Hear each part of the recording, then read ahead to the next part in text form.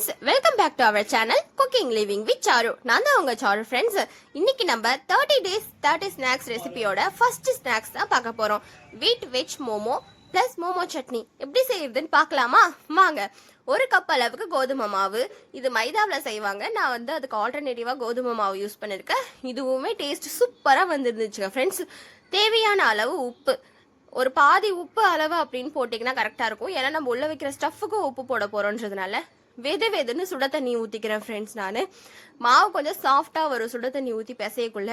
இதில் வந்து ஒரு ஸ்பூன் அளவுக்கு எண்ணெயும் போட்டுட்டு நல்லா பிசைஞ்சு எடுத்துருங்க ஃப்ரெண்ட்ஸ். சப்பாத்திக்கு நீங்கள் எப்படி மாவு பிசைவீங்க அந்த மாதிரி பிசைஞ்சுக்கோங்க. எண்ணெய் ஊற்றி பிசையக்குள்ள டோ சாஃப்டாகவும் இருக்கும், ப்ளஸ் நம்ம கையில் ரொம்ப ஒட்டி பிடிக்காமையே வரும். பார்த்தீங்களா எவ்வளோ சூப்பராக வந்துச்சுன்னு சொல்லிட்டு. மேலேயும் கொஞ்சம் எண்ணெய் போட்டு வச்சோம்னா தான் மேலே இருக்க டோ வந்து நம்மளுக்கு காயாமல் இருக்கும்.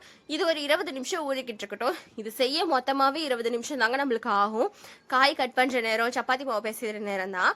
இதுக்கு தேவையான வெஜ்ஜஸ் வந்து கேரட், பீன்ஸ், ஒரு தக்காளி, ஒரு வெங்காயம், 4 பல்லு பூண்டு, கேப்சிகம் தாங்க இதுக்கு பக்காவான டேஸ்ட் கொடுக்க போகுது. இப்போ ஒரு கடாய் அடுப்பில் வச்சு 1 டேபிள் ஸ்பூன் அளவுக்கு எண்ணெய் அதில் நான் விட்டுருக்கேன். இதுக்கு நம்ம தாளிப்புலாம் இது தேவையில்லைங்க, டைரெக்டாக எல்லாமே சேர்த்து வதக்க ஆரம்பிச்சிடலாம். பொடியாக நறுக்கின வெங்காயம், உப்பு சேர்த்து வதக்குனீங்கன்னா சட்டுன்னு வதங்கிடும் ஃப்ரெண்ட்ஸ். வெங்காயம் வதங்கினதுக்கு அப்புறமா நம்ம பொடியை நறுக்கி வச்சிருக்க தக்காளி இருக்கு இல்லைங்களா, அதையும் அதில் ஆட் பண்ணிக்குவோம். நல்லா தக்காளி வெந்து மசிச்சு வர அளவுக்கு அதை நம்ம வதக்கி விட்டுடலாம் ஃப்ரெண்ட்ஸ். தக்காளி வதங்கி வந்ததுக்கு அப்புறமா கேரட், பீன்ஸ், கேப்சிகமாக நம்ம வந்து பொடியாக நறுக்கி வச்சிருக்கோம் இல்லைங்களா, அதையும் அது கூட ஒன்றா சேர்த்து நல்லா வதக்கி மூடி போட்டு வேக வச்சிருங்க ஃப்ரெண்ட்ஸ். இதுக்கு நம்ம தண்ணி எதுவும் சேர்க்க வேணாம் ஃப்ரெண்ட்ஸ். சிம்மில் வச்சு லைட்டாக கிளறி விட்டு எடுத்தாலே போதுமானது. இது ஒரு 5 நிமிஷம் அப்படியே வெந்துக்கிட்டு இருக்கட்டும். இதுக்கு தேவையான மசாலா, 1 ஸ்பூன் அளவுக்கு ரெட் சில்லி எடுத்துருக்கேங்க, சின்ன ஸ்பூன் அளவுக்கு தான் எடுத்திருக்கேன். 1 ஸ்பூன் அளவுக்கு சிக்கன் மசாலா எடுத்திருக்கேங்க, 1 ஸ்பூன் அளவுக்கு கரம் மசாலா பொடி எடுத்திருக்கேன், ஒரு 1/4 ஸ்பூன் அளவுக்கு மஞ்சள் தூள் எடுத்திருக்கேங்க ஃப்ரெண்ட்ஸ். இது எல்லாத்தையும் நம்ம காய்கறி பாதியாக வெந்ததுக்கு அப்புறமா அதில் நம்ம சேர்த்து இந்த மசாலாவோட பச்சை வாசனை போகிற அளவுக்கு நல்லா வதக்கி விட்டு எடுத்துக்கலாம் ஃப்ரெண்ட்ஸ். மூடி போட்டு ஒரு 5 மினிட்ஸ் லோ ஃப்ளேமில் வச்சிங்கன்னா அது ஈஸியாக வதங்கி வந்துடும் நம்மளுக்கு. அப்பப்போ கிளறி விட்டுருங்க அடி பிடிக்காமல் இருக்கிறதுக்கு. இதில் தண்ணி எதுவுமே நம்ம சேர்க்க வேணாம், நம்ம அப்படியே சாட்டை பண்ணி எடுத்தாவே நம்மளுக்கு போதுமானது.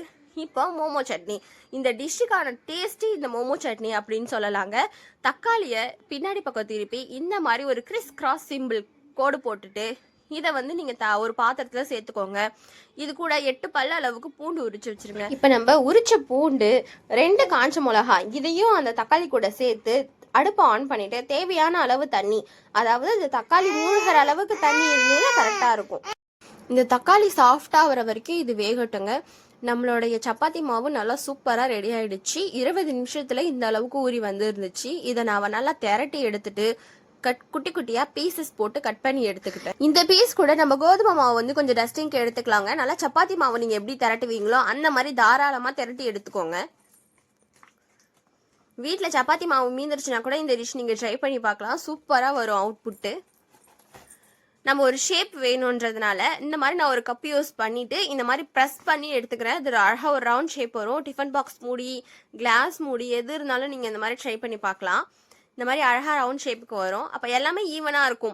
நம்ம நார்மலாக அப்படி பேசிஞ்சு அப்படியே போடக்குள்ள வந்து இந்த ஷேப் நல்லா வராது நம்மளுக்கு. நம்மளோட இந்த ரெசிபி ஷெஃபுக்கே டஃப் கொடுக்குற மாதிரி தாங்க இருக்கும். லுக் வைஸும் அப்படிதான் இருக்கும், சாப்பிட்றதுக்கும் டேஸ்ட் அப்படிதான் இருக்கும்.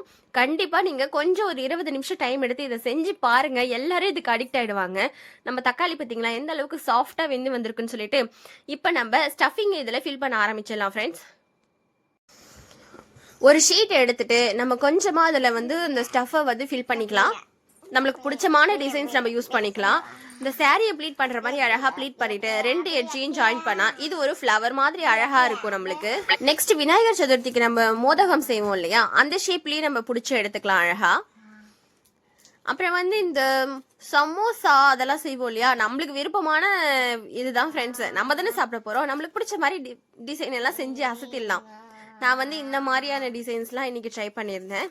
இப்போ இட்லி பாத்திரத்தை அடுப்பில் வச்சுட்டேன். நான் எண்ணெய் தடவி இட்லி ஊற்றுவேன், அதனால நான் எண்ணெயும் தடவி எடுத்துக்கிட்டேன். நம்ம மோமோஸ் எல்லாம் அதில் வந்து வச்சிடலாம் ஃப்ரெண்ட்ஸ். ஒன்று நான் அடுக்கி எடுத்துக்கிட்டேன். இது ஈஸியாக 20 நிமிஷத்துலேயே முடிகிற வேலை தான் ஃப்ரெண்ட்ஸ். இப்போ அது வெத்துக்கிட்டே இருக்கிற டைமில் நம்ம வந்து இங்கே சாஸ் ரெடி பண்ணுறோம். Sauce means chutney. இதில் வந்து மேலே இருக்க தோலெல்லாம் உரிச்சு எடுத்துடணும். இல்லைனா வந்து அரைச்சதுக்கப்புறம் அது ஒரு மாதிரி நம்மளுக்கு கடிப்படுறதுக்கு ஒரு மாதிரி இருக்கும். நல்லா பேஸ்ட்டாக அரைச்சிட்டு வந்துடுங்க இதை. இந்த கேப்பில் நம்ம மோமோஸும் சூப்பராக ரெடி ஆகிடுச்சுங்க. வெந்துருச்சா இல்லைன்னு எப்படி கண்டுபிடிக்கணும்னா, ஒரு கத்தி இல்லைனா சியோ ஸ்டிக் எடுத்து குத்தி பார்த்தோம்னா அது ஒட்டாமல் வருங்க. நம்ம மோமோஸை நம்ம சூப்பராக பிளேட்டிங் பண்ணிட்டோம் ஃப்ரெண்ட்ஸ்.